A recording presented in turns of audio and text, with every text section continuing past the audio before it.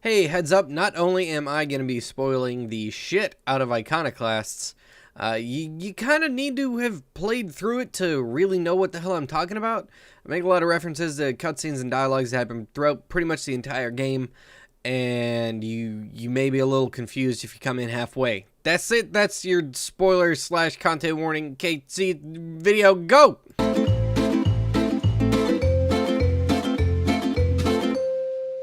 It's easy to look at Cognac's Iconoclasts and dismiss it as a kind of by-the-numbers, plain-as-day 2D platformer with little to offer other than solid visuals and a big-ass wrench. And I've seen a lot of people describing it as a Metroidvania, which, you know, is completely wrong, but also I feel like it leaves what makes Iconoclasts special kind of by the side of the road in favor of an easy explanation.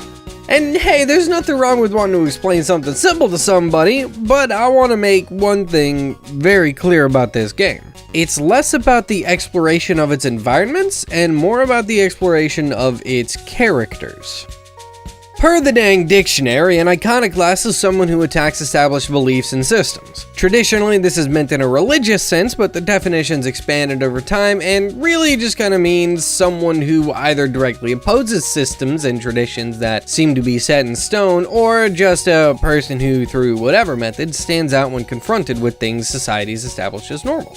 A good example of an iconoclast would be any D&D character with chaotic good alignment. While they have the best interest of others in mind, they don't necessarily believe in strict adherence to the laws of their environment, and they often break those laws in order to help others.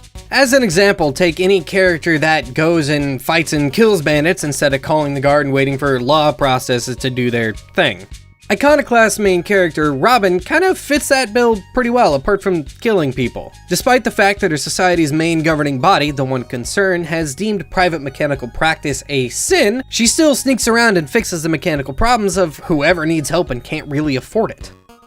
Now that's the most obvious example of the game's characters fitting the bill of iconoclast, but the title's plural, and there are many more characters that, through whatever means, find themselves standing out against the established norms of their society, or the laws they're set to enforce, or the goals of their own organization, or even just kinda standing in the face of their own god hoping to change its mind and keep it from destroying the planet. As Iconoclast progresses, you learn more and more about each of these characters. Their motivations, their backstories, and their flaws all become clear as you continue through the story. And it's Iconoclast's approach to character development and even just the characters themselves that make this game so special. Take the members of the One Concern, the governing religious body that controls its dominion of society through commandment-like strictures and, in some cases, brainwashing and controlled development. Even though the One Concern as a whole has, one concern, and that singular goal has led to the planet's doom, each of the characters we meet that belongs to the organization have their own full personalities, complete with hidden or sometimes open motivations that don't always fully mesh with the goals of the concern.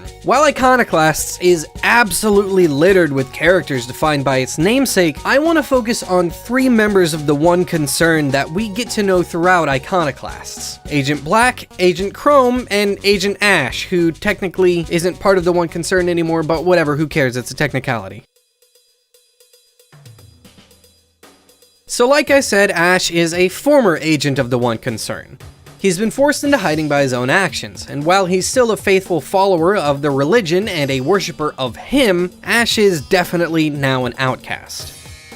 We don't learn the full depths and nitty-gritty details of what he did, but we do know that he tried to prevent his daughter from going through with an ascension. Ascension is the process that turns humans into the agents, or, if they're extremely lucky, one of the royal family types. You basically get thrown into a vat and then they fill it with ivory and you're left to soak it up like a meat sponge. The ivory fuses with your body and, if you survive, you're granted the powers of an agent that can manipulate ivory all around them. If your body is incompatible, though, you turn into mayonnaise. Ash's daughter wanted to be like Ash and signed up for Ascension. Because Ash himself was a major success, the One Concern was more than willing to give his daughter a shot in the juice tube. Ash tried to stop them, and they, They didn't. All he tells us beyond that is that his actions forced him here to immoral hiding. Ash, I think, is a really interesting example of an iconoclast within this game because while he doesn't outright attack or try to destroy the things his society believes in and represents, he did try to stop someone from going through with the most revered ritual within their belief system. Because he went so directly against the One Concern's desires and he put his family before the greater good and advancement, he's been branded an outcast and has to hide from his society despite the fact that he still believes in that religion and that god. I feel like Chrome would really like westerns and Clint Eastwood movies. This may just be his cowboy hat speaking, but a decent chunk of westerns are as much about revenge as they are about defending a people from some villainous group. And Chrome is nothing if not a man of the people. I mean, in his own way. While we don't get any real insight into his past, we do get to see plenty of interactions between him, civilians, and the soldiers he commands. Through Chrome's dialogue, we learn that he doesn't really see himself as some god or all-powerful being like you'd first expect given the general cocky and self-righteous vibe he puts off when we first see him. Every time we see Chrome, he's either reading, or he's quoting something, or he's getting all kinds of philosophical with whoever's around. It's really easy to take his dialogue as self-centered and self-aggrandizing, but in reality, he's just somebody who loves to read and is super philosophical. The more we see of Chrome, the clearer it becomes that he just sees himself as someone with the duty to those he commands. Sure, he wants to leave his mark on the world, but he doesn't care about that as much as he cares about protecting the soldiers that he leads and doing what's best for them. When it's revealed that the One Concern doesn't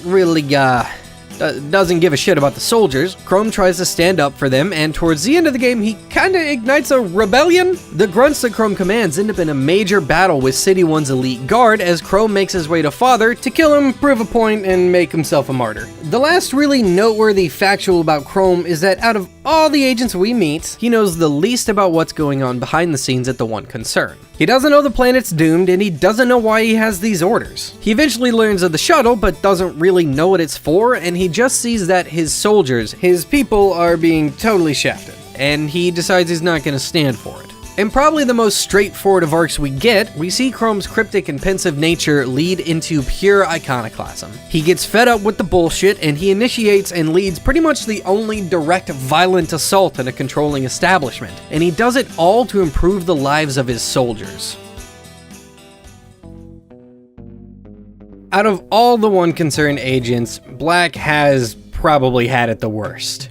The Ivory Bath ascension that elite members of society undergo to be given powers kinda left her armless, and now she always has a headache. We see it in any cutscene with her. She's always holding her head or really tense, and any loud noise causes her to recoil. As a result, she's pretty much always pissed off and kinda just doesn't stand for any bullshit. She still, at least partly, believes in the work the One Concern does. She knows the plan to evacuate the planet's surface, and she knows that every member of society has a role that the One Concern has decided they're going to play. Despite her insider info and at least a partial belief in the One Concern, it's clear that she's way less interested in the Concern's religious presentation than she is the ultimate goal of evacuation. In fact, anytime something to do with punishment or breaking strictures or any kind of religious shit happens, her words are just kinda nonchalant. Going along with that, she often uses words that take little digs at the idea of their religion as a whole. She makes a whole bunch of snide remarks throughout the story, and it's not really that hard to pick up on the fact that she really doesn't actually give a shit about their gods and their strictures, despite the fact that she serves them. And her obedience and enforcement of these laws posited as religious strictures, it's entirely about the endgame for her. She serves the One Concern, yeah, but she does it less out of a support of its religious aspect and more out of a desire to see the evacuation succeed. There are several defining moments for Black. The first is when Robin and company are trying to save Mina's friend Samba from Black in Shockwood Tower. Elro opens a locked door and heads in to encounter Black by himself because he's a total fucking idiot, and it's immediately clear that Black is almost as shocked as she is pissed off that this guy, Elro, is right here before her. While he's trying to go all monologue-y, she just kinda shoots him, and then she blames him for everything that's happening right here in this scene, and she even admits to not respecting the One Concern's salute herself. Then she rips his arm off. It's not until much later in the game that we learn exactly why she does this. Basically, Elro murdered the shit out of the only person Black cared about in what Elro saw as an act of revenge, and now Black wants revenge on Elro, and it's this cycle of hatred that's honestly pretty likely the main reason Black began on her iconoclastic path. This plain as day disregard that she has for the One Concern's laws and, in this example, processes when dealing with criminals, as well as her undedicated attitude towards the religious aspects, both work together to paint a picture for us, and it only gets clearer. The next defining moment is the first actual fight against Black. Her dialogue confirms earlier suspicions that she's really only following orders and enacting the One Concern's plans out of a sense of duty and for her own goals. To Black, her role and her duty is all she has. As she berates Royal for his idiocy and perfect upbringing that left him without flaws, both in very heavy sarcastic quotes, she threatens him and blames him for the planet's impending doom. As she moves towards Royal and continues to insult him, she questions their god's goals, and she claims that surely he would have a higher purpose for you than to die here in the dirt. Then she punches him right in the face, and shortly after that, the fight begins. As we continue on through the story and Black's anger builds, her overall concern for the One Concern and its goals lessens. In each new encounter with her, she's more intent on just revenge on Elro and stopping Robin and their demise, and she cares more about that than anything. And during the final fight against her, she isn't really saying anything about the One Concern. Instead, her dialogue is centered around how fed up she is with everyone's bullshit. She's fed up with what her life's become and the mistakes she's made, and she's pissed at herself for only having this sense of duty left. She feels like she's a mistake, like she's not meant to be, and she even admits that she's tried to end her own life, but the One Concern came around and kept her from dying. Even now, at the end of everything, she just wants two things: revenge in some way on the person that hurt her the most, and to continue and complete her mission, because it's all she has left. Not only is Black a well-written and well-developed character, but her development throughout the game's story turns her into someone who stands out against the core tenets of the organization she's a part of and the society that she's dutied to protect. While her iconoclasm isn't a direct assault on beliefs or society, it becomes really clear that she's far from caring about obeying the commandments, and she does what she does out of a thirst for revenge and a hatred of her own existence. In a society structured around working towards a common goal, she's entirely selfish. Even though the characters we just talked about are members of this big, controlling organization and have been brought up under its rule and know the strictures it enforces, we often see them going against the wishes and creeds of those that they serve. It's either because A, while they know the whole picture of the One Concern's goals, they just don't care, or B, they have very little knowledge of its inner workings, or C, they simply value some things more than the laws they're set to enforce. None of the named characters in Iconoclasts abide purely by their society standards, even those directly tied to the One Concern. There is so much about Iconoclasts that makes it a fantastic game, but saying it's simply a Metroidvania misses the point entirely. While it certainly is a 2D exploration platformer with progress gated behind upgrades, this is a game about its characters and their growth more than it's about getting the next rad piece of gear. It's an exploration of character, not of environment.